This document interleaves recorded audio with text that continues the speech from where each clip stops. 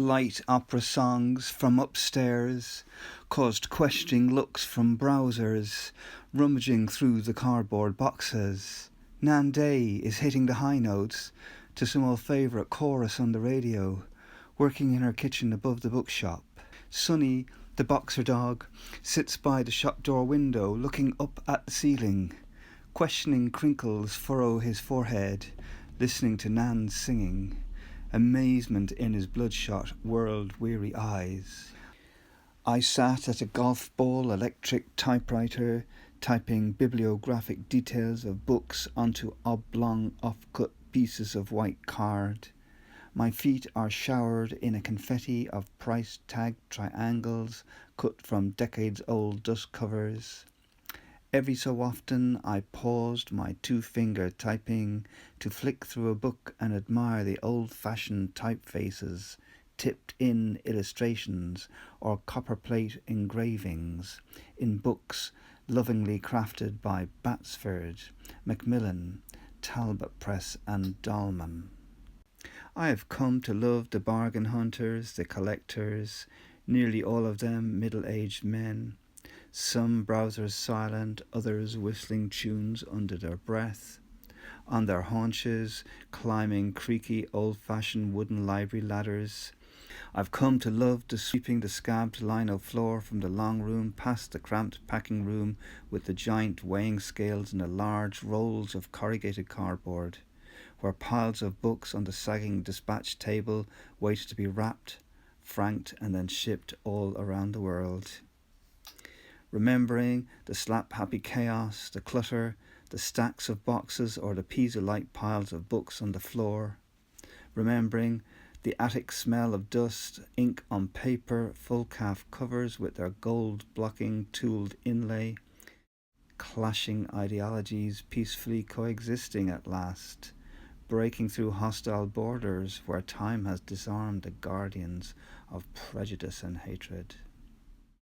Getting into books was a happy accident for me. In the mid-70s, I'd applied for a trainee job in the Day Family Blackrock printers. It was situated at the rear of Carraig Books. Many jobs later, I applied for work again at Blackrock printers. It's all I could do, printing. Even though I wasn't a good printer, they took me back. A few months later, I learnt that the young man in the bookshop wished to get into printing, and I knew I wanted to get out. So we swapped jobs, no interviews required on either our part. I knew that I'd now found a clear vocational direction. I spent 2 years working in Carraig Books, packing book orders, pushing trolleys of parcels down to the local post office.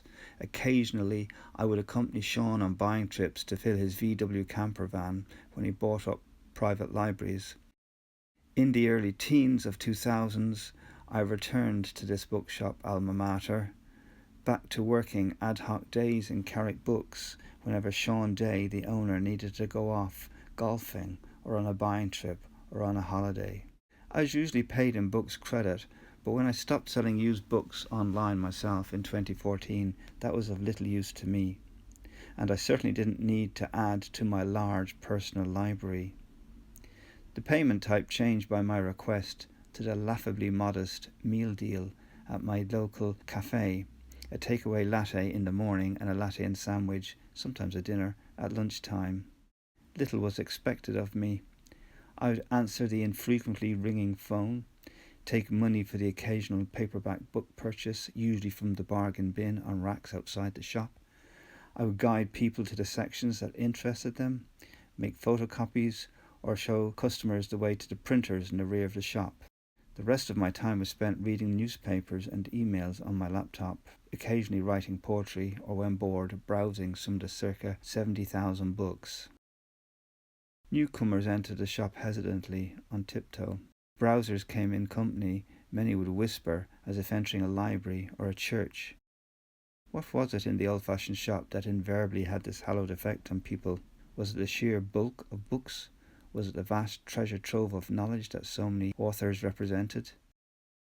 The main customers were middle-aged men or elderly men who specialised in Irish language, Irish history, or a wide variety of other arcane interests. A few priests and religious people came to browse the 10,000 Catholic books that had been there for a long time. Women customers were quite rare. Passing families sometimes had a quick browse, introducing their disinterested offspring to the bookshop. Most visitors loved the old school look, nostalgic smell that brought back many to their bookish childhoods. Weather impacted the shop environment significantly. When it rained, a number of buckets were placed in the long room at strategic points to catch the drips. When it was windy, the front door blew open and shut as if ghosts were entering or leaving the premises. The mainstay of selling books was still by hard copy catalogue, posted out worldwide to an ever-shrinking mailing list. That customer base was getting old, dying, or spending time online. Sales in the shop were up and down. Some days it could be as little as 50 cents taken in. Other days a few €100. Online sales were pretty good as far as I'd heard. The stock had something for everyone. English topography, chess, travel, antiquarian, music, collecting, art, railways, archaeology, genealogy, literature, history, biography, and much, much more. 2 years before the final closure of Carraig, I commissioned friend and photographer Dora Kazmirek to do an extended shoot of the shop.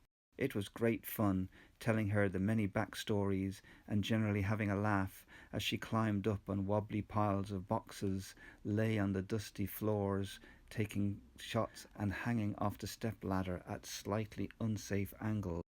I used a few of Dora's documentary photos to illustrate my poetic homage for Carraig and printed 500 copies of the A3 folded leaflet. It was rewarding to see it generating interest among the general public and in the media. In the back of my mind, I was hoping for some white knight to come and save the day. That never happened, but my initiative caused many magazines and Spirit Radio to feature the unfortunate and inevitable closure of Carraig Books. When people heard that Carraig was closing, they expressed some regret, and I gently countered their comments with, "When did you last buy a book in a shop like this?"